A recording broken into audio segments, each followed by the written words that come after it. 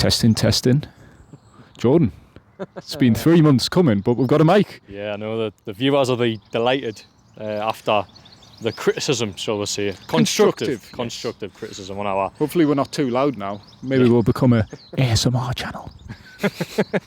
We're going to have some fun with that mic anyway. But hopefully it works okay. Yeah, hopefully you can hear us loud and clear, and hopefully not too loud. But just everyone should know that we've made efforts to try and improve our audio. So hopefully want to be better. Hopefully this is a big step. I've got the selfie stick. You're holding the mic. I'm the mic man.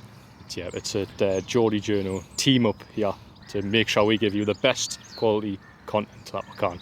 Anyway, Eddie Howe's just done a press conference though. Yes, Newcastle playing Burnley tomorrow in more important news than us getting the microphone. Yeah, we've been at the training ground, slightly different location, kicked out obviously early this time. Yeah. And yeah, Eddie Howe, been quite a newsy week for Newcastle. Obviously the Sandro Tonali news yesterday, FA investigation, FA charge made public, what's happened there, and Eddie Howe was asked quite a bit about it, where Sandro Tonali, 2-month suspended ban, so still expected to return at the end of August, start of next season. Yeah, I think one thing that Eddie Howe was there, I think he was pleased the fact that there's finally a clear return date in sight, because one thing that this FA ban, or pending FA ban, created was uncertainty over when Tonali exactly would return. Of course it was August, the end of August under the current Italian ban, but it was whether the FA would extend that. But it's a suspended ban? Yeah, 2-month ban. Yeah, suspended ban. I was trying to think of the correct term there, but yeah. So Tonali will have to serve no further ban, so he will be back by the end of August, which of course is good news for Newcastle and even better news for the player as well, because it's been a turbulent few months since September or October when it all came about.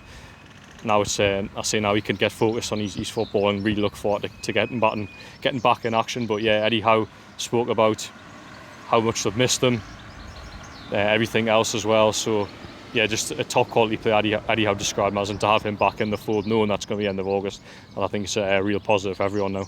Yeah, the only issue with Sandro Tonali is, which the club are still seeking clarity on, is what sort of games he can play, and he obviously can't play in friendlies. So things like that become difficult, where you've been out for 10 months and then you're asked to play a game of Premier League football. You'll probably be eased back in. But Eddie Howe said the club are still seeking clarity on whether he can play behind closed doors games against other teams. He can obviously play intra-squad games, because that's effectively training what he's already been doing. But yeah, the club need to get some clarity on that, and hopefully we'll see Sandro Tonali back, like a new signing, as Eddie Howe put it, cliched term, but a new signing for Newcastle. Yeah, Eddie Howe joked that he almost at times this season had been trying to do different things with the team in training and put Sandro Tonali in the team and forgot that he couldn't play. He took a bit of humour from that anyway, didn't he? But as I say, it's just it's big news, because I think it was always expected that the ban would run concurrently alongside his Italian ban, but it was never ever confirmed. But obviously we have that confirmation now. We can all look forward to getting Sandro Tonali back. As I say, probably be the third week of August, is it? Third game, yeah. Yeah, third game, shall I say? Yeah. So, yeah, positive assessment by Eddie Howe. Yeah, and one of the things brought up in the FA report was Sandro Tonali taking a pay cut as part of his contract he signed at Newcastle last summer when he first arrived from AC Milan. And Eddie Howe said that was a voluntary pay cut. The player, Sandro Tonali, felt guilty coming to the club, and then obviously his offences have obviously had an impact this season, as Jordan touched upon, and Newcastle being unable to use him. They've been hit by an injury crisis.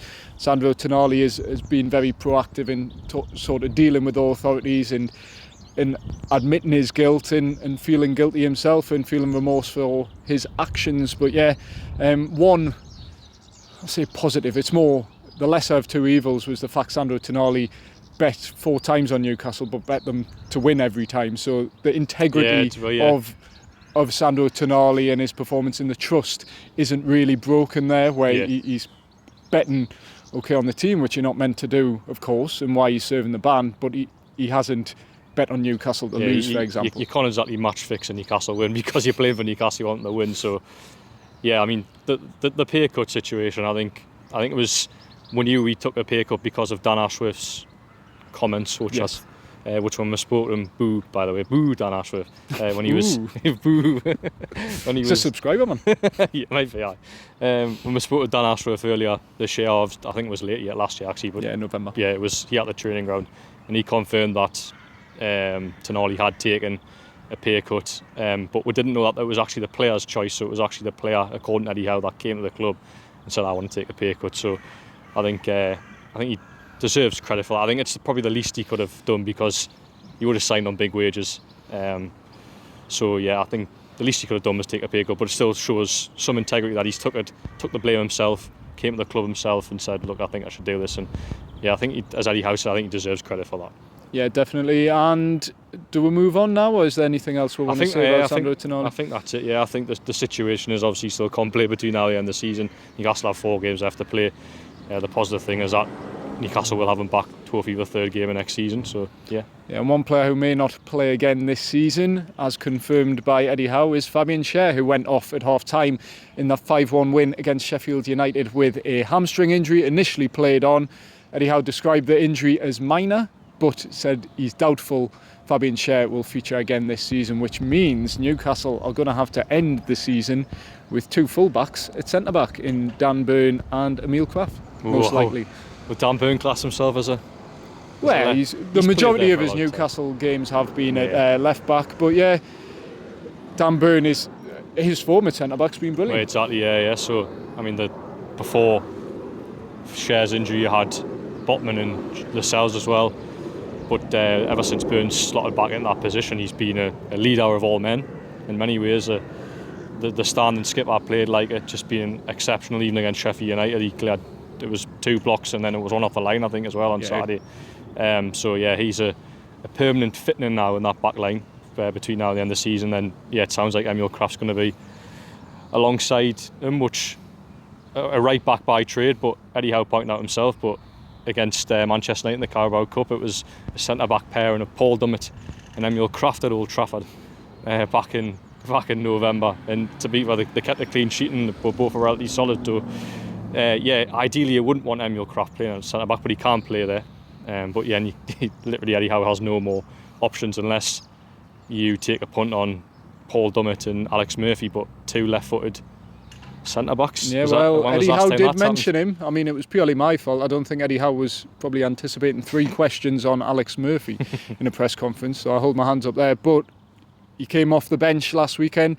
I just asked, is it an opportunity for him, maybe in training even, to stake more of a claim and potentially even work his way into the side and get more minutes between now and the end of the season? Eddie Howe basically said yes, and then also name-checked Paul Dummett as well. But then Lewis Hall obviously being a big one, which you asked about, Jordan. Yeah, because the Lewis Hall situation, everyone knows it was a really difficult opening 5 months to his Newcastle career. I think it was three starts maybe between. I think he made 1 Premier League start. It was 2 in the Carabao Cup and then 1 in the Champions League, so 4 starts. That was in the space of 5 months. Lewis Hall's now made 3 starts in his last 5 games, so and probably will start tomorrow. So he's already matched that total. So I just asked how Lewis Hall has improved as a player since he came in, and he didn't give too much away, Eddie Howe, but spoke about sort of the work he's done behind the scenes, etc. It's helped that he's been in the team and he's been able to build up relationships with the likes of Anthony Gordon and who plays on the left-hand side of midfield again? Elliot Anderson has in recent weeks. So he said he feels like Lewis Hall has built in confidence over the last few weeks, and that's came as a result of playing. So it'll be an important end of the season for him, because it wasn't too long ago we were talking about Lewis Hall potentially maybe going out on loan next season. But if he has a strong end of the season, then it's probably it allows him to make a real case to try and be Newcastle's starting left back, or at least stay around the first team next season and push to start. Yeah, definitely. And elsewhere on the injury front, we've also seen, speaking of left-sided midfielders, Joe Linton is back in training. Could be back tomorrow, though it feels a bit soon, after being out since early January with a thigh injury. And Nick Pope as well, Eddie Howe said he's back training after his dislocated shoulder, required surgery, been out since early December. Miguel Almiron we saw pictures of him back in training this week. He sounds like the closest player of those three to a return against Burnley. Yeah, it just gives Newcastle another option, doesn't it? I think I'd probably stick with the same forward line tomorrow. I know there'll be calls to start Harvey Barnes, but I think Harvey Barnes, as he's proved since he joined the club, is probably more of an impact sub at present. So for me, Jacob Murphy gets a run out, and then you bring Harvey Barnes on later in the game. But yeah, Almiron is another option there, which I've said several times. Newcastle this season have felt like a 60 to 70 minute team, and then you look to your bench where you need energy from somewhere or impact, and then you look at your bench and it's been the options have been, or there's been a lack of options, shall we say. So yeah, it adds an option on the bench there, someone to bring off the bench in the closing stages should they need that. But of course, you mentioned the likes of Joe Linton and Nick Pope. You did mention Nick Pope. We'll go on to him anyway. And of course, there's another one as well, Kieran Trippier. But Kieran Trippier has been in Dubai this week to work on his recovery and won't be available this weekend. Has a chance for next weekend. He'll be assessed when he returns to training. Eddie Howe said he expects him back in training next week. It's just, I say, 3 games left the season. Chelsea's result yesterday against Spurs makes the European race, cut it wide open, shall we say. They're right on Newcastle's toes, 2 points behind. Probably with a better fixtures as well, Chelsea, in the running, because Newcastle's away record, we all know about that. 3 of the last 4 at home. So to have options back now in the business end of the season, it can only be a real positive for Newcastle, and hopefully with the likes of Joe Linton's etc. coming back, it could actually help see them over the line. They might not be able to start games because being out for so long, you need time to build up your fitness etc. But to have that option, as I say, over the final 20 minutes, could actually be the difference between finishing below the European spots, but of course top 7 is the target. Yeah, Eddie Howe said he obviously wants to qualify as high up as possible, so Europa League over the Conference League. It's fresh twists this week. Obviously Aston Villa losing, Dortmund winning means that Germany get the 5th spot in the Champions League next season, potentially 6th if I'm talking rubbish. The Premier League, the European places are pretty much secure depending on the FA Cup win. So it's going to be most likely the top 7 in the Premier League. And like you say, Chelsea's win just adds a fresh twist to things. Yeah. And Eddie Howe said it's still in Newcastle's hands. They just need to win their games. But with Man U left to play, 3 games out of the last 4 away from home, they do have favourable goal difference on the teams around them. But yeah, Chelsea sniffing in and around there with a good form behind them, good win last night, or the night before was it. It's going to go down to the wire, as Eddie Howe said. Yeah, it will, yeah. And I mean, Newcastle need to sort the away record if they ought to qualify for Europe, because it's 4 away wins in the Premier League this season. I mean, Newcastle win all their remaining games, they finish 6th, but it feels very unlikely because of the away games they've got. So how many points they need now? As I say, Chelsea, although they got a result yesterday, are still very inconsistent, but it feels like they're the team to watch. So yeah, the pressure is on Newcastle to, bit of a cliche, but pick up as many points as they can in these final 4 games. Otherwise, they could be relying on results elsewhere, and you don't want to do that if it's in your own hands. So yeah. Yeah, and Burnley are a tricky one, because obviously we saw in the first half, particularly against Sheffield United, where there was a team fighting for something. It's unlikely that we're going to stay in the league, but that we're fighting for something. Yeah. And they gave Newcastle a game, and the second half was just a write-off. Newcastle blew them away. But Burnley at Turf Moor, losing just one of the last 8 games, when they're in a relegation battle, a win could take them out of the bottom 3. Yeah. It's a tough test, and as the cliche goes, there's no easy games in the Premier League. And Eddie Howe was full of respect for Vincent Kompany and the job he's done and the perseverance he's had with his system that worked so successfully in the Championship last season. Despite going through tough periods this season, he's stuck with it, and they have a fighting chance with 3 games remaining. Yeah, they've hit form at, can I say, a good time, because I think maybe in many ways Burnley have left themselves too much to do, but they've hit form whereas they put themselves within a chance of actually staying up. And yeah, the stars might align tomorrow, because the last time Newcastle visited Turf Moor, they relegated Burnley, whereas an opportunity tomorrow, if Burnley win, they've got an opportunity to go out the bottom 3. So yeah, it's a very tough game. You mentioned the Sheffield United game there, the first half. I think it's a very good point, where Sheffield United were fighting to stay in the league. They knew that day if they got beat, they were going to get relegated.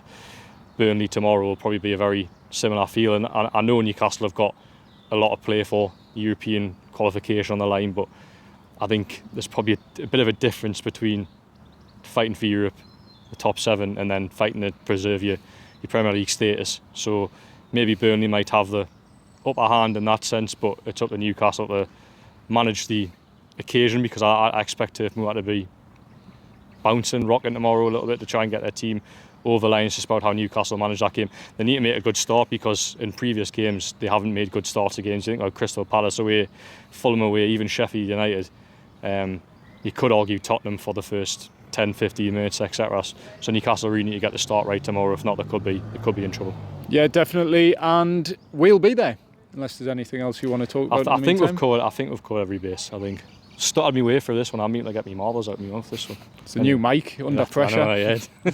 But we'll be back at Turf Moor for the first time since that game you mentioned, where I remember the atmosphere was bouncing that day. It was thrilling because of the twists and turns in the relegation battle. It was nice. We could almost put our feet up and enjoy it, knowing Newcastle was safe. But it's interesting to see the trajectories of both clubs since then, where Newcastle now pushing for Europe, obviously boosted by the takeover. But we'll be there tomorrow with Liam Kennedy. He's coming, isn't he? I think so. Yeah, he'll be our chauffeur. And we'll be speaking about that game. So if you like what we do, please remember to like, comment, share, subscribe, ring the bell for all your latest Geordie Journals content. Give us some feedback on the mic as well. Let us know how you've heard us today, because everyone's device is different. Yeah. Some people go, the sound's fine.